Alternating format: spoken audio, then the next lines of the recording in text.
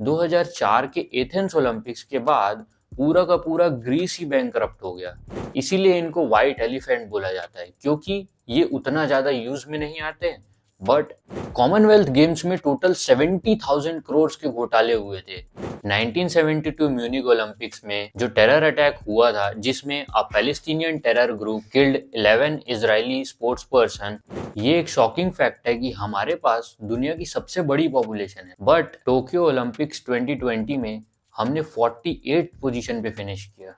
And this can be the turning point in Indian sports history. Hi amazing people, if you are new to this channel, I am Krish, a second year undergraduate student at IIT Kharagpur. October 2023 में हुए international Olympic committee के meeting में हमारे prime minister Narendra Modi ji ने कहा that India will leave no stones unturned to host 2036 Olympics. ठीक है, मोदी जी ने कहा कि सरकार अपनी तरफ से पूरी कोशिश करेगी ओलंपिक्स होस्ट कराने की, बट क्या ये एक्चुअल में पॉसिबल है? क्या इंडिया 2036 तक ओलंपिक्स होस्ट कराने के लिए रेडी हो जाएगा? और आज तक इंडिया कोई मेजर स्पोर्ट्स इवेंट होस्ट क्यों नहीं करा पाया? क्या ओलंपिक्स होस्ट कराना होस्ट कंट्री के लिए आज के डेट में फेवरेबल भी है?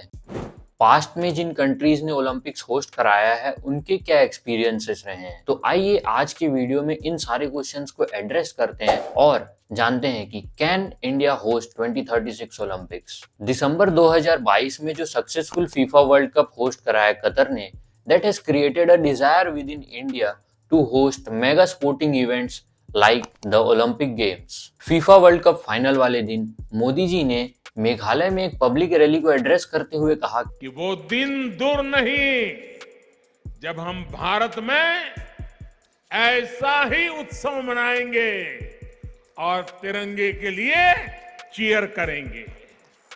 क्रिटिसिज्म और नेगेटिव वेस्टर्न मीडिया कवरेज के बावजूद कतर ने फीफा वर्ल्ड कप को सक्सेसफुली होस्ट किया, और जब भी कोई कंट्री ऐसा mega sporting event successfully host कराता है तो उसकी ग्लोबल रेपुटेशन इन स्पोर्टिंग वर्ल्ड बढ़ जाती है।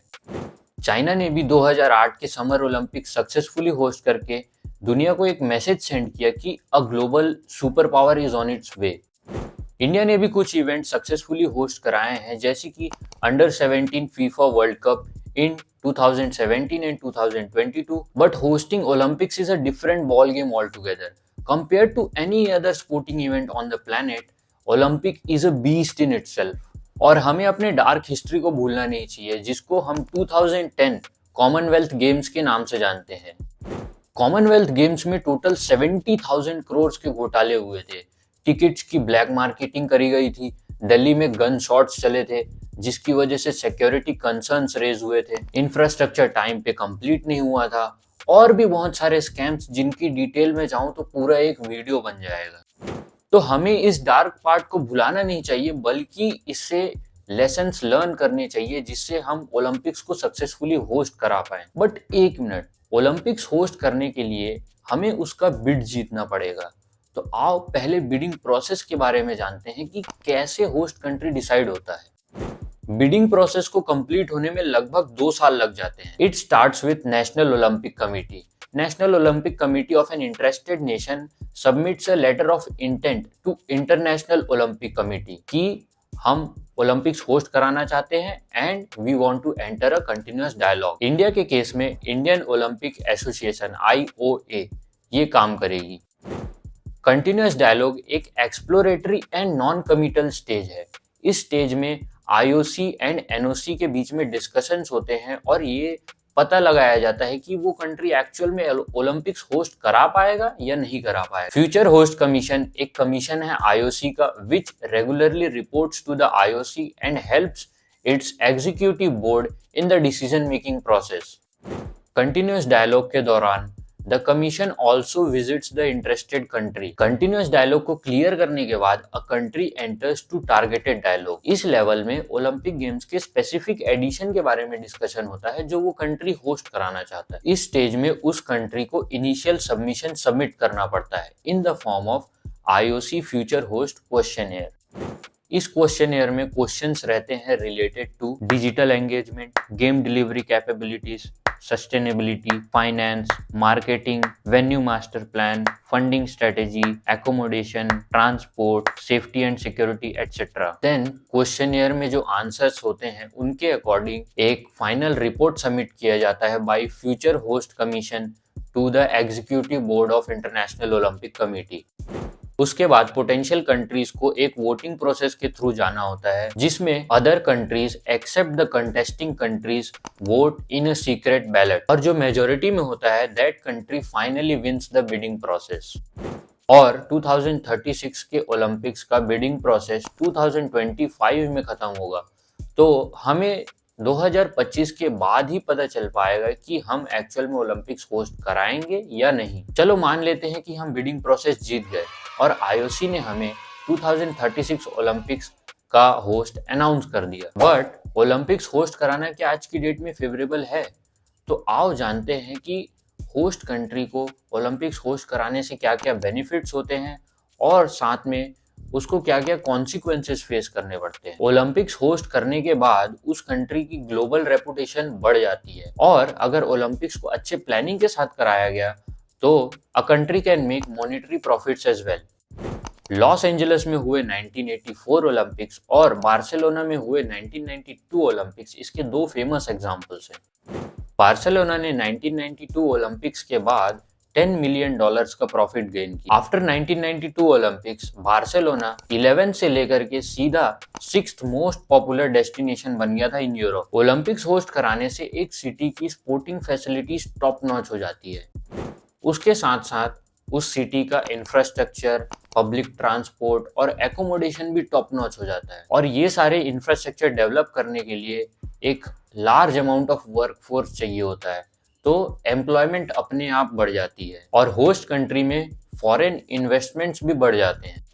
लॉस एंजलिस और बार्सिलोना ओलंपिक्स को छोड़ करके सारे ओलंपिक्स में होस्ट नेशंस को लॉस बियर करना पड़ा है। जनरली ये लॉस कॉस्ट ओवररन के कारण होता है, मतलब जितना अमाउंट एक कंट्री ने एस्टिमेट किया होता है during the time of bidding, उससे कहीं ज्यादा अमाउंट उस कंट्री को स्पेंड करना पड़ता है टू ऑर्गेनाइज द इवेंट। और इन लॉसेस के दो एक्सट्रीम एग्जांपल्स हैं। पहला, 1976 मॉन्ट्रियल ओलंपिक्स के बाद $1.5 बिलियन का लोन चुकाने के लिए उस सिटी को 30 साल लग गए। दूसरा, 2004 के एथेंस ओलंपिक्स के बाद पूरा का पूरा ग्रीस ही बैंकरप्ट हो गया। ओलंपिक्स होस्ट कराने के बाद जो स्पोर्ट्स के वर्ल्ड क्लास इंफ्रास्ट्रक्चर होते हैं वो ज्यादा यूज में नहीं आते। सिडनी के ओलंपिक स्टेडियम को मेंटेन करने के लिए एनुअली $30 मिलियन स्पेंड करने पड़ते हैं, और बीजिंग के भी बर्ड्स नेस्ट स्टेडियम को मेंटेन करने के लिए एनुअली $10 मिलियन स्पेंड करना पड़ता है। इसीलिए इनको व्हाइट एलिफेंट बोला जाता है, क्योंकि ये उतना ज्यादा यूज में नहीं आते हैं बट इनको मेंटेन करने के लिए कॉस्ट बहुत ज्यादा लगता है। और जब ये इंफ्रास्ट्रक्चर बनाए जाते हैं तो बहुत बार ऐसा देखा गया है कि उस जगह से वहां के लोगों को डिस्प्लेस करना पड़ता है। अब जब हमने बेनिफिट्स और कॉन्सिक्वेंसेस की बात कर ली है तो अगला क्वेश्चन ये आता है कि what are the important steps that India needs to take to host Olympics. सबसे पहले तो हमें अपना स्पोर्ट्स बजट बढ़ाना पड़ेगा। इंडिया का स्पोर्ट्स बजट 3,400 करोड़ है इन 2023-24, और अगर गवर्नमेंट सीरियस है ओलंपिक्स होस्ट कराने के लिए तो हमें अपने स्पोर्ट्स बजट को एटलीस्ट 10,000 करोड़ तक ले जाना पड़ेगा अगले 2-3 साल में। बजट बढ़ने से हमारे स्पोर्ट्स पर्सन को अच्छी फैसिलिटीज और ट्रेनिंग मिल पाएगी, जिससे will be able to improve our position in medal tally. ये एक शॉकिंग फैक्ट है कि हमारे पास दुनिया की सबसे बड़ी पॉपुलेशन है, बट टोक्यो ओलंपिक्स 2020 में हमने 48 पोजीशन पे फिनिश किया। We need to focus more on दो स्पोर्ट्स जिसमें ज्यादा नंबर ऑफ इवेंट्स हैं, क्योंकि उनमें ज्यादा मेडल आने के चांसेस हैं। बेस्ट केस सिनेरियो ये होगा कि हम 2032 ओलंपिक्स में टॉप 10 के अंदर फिनिश करें। थर्ड थिंग जो हमें करनी पड़ेगी वो है to host few mega events before 2036 Olympics, जैसे कि 2030 या फिर 2034 के कॉमनवेल्थ गेम्स। ये हमारे लिए एक टेस्ट रन या रिहर्सल की तरह होगा, जिसमें हमें हमारी कैपेबिलिटीज और लूप होल्स के बारे में पता चलेगा, और उन लूप होल्स को फिक्स करके हम ओलंपिक सक्सेसफुली होस्ट करा सकते हैं।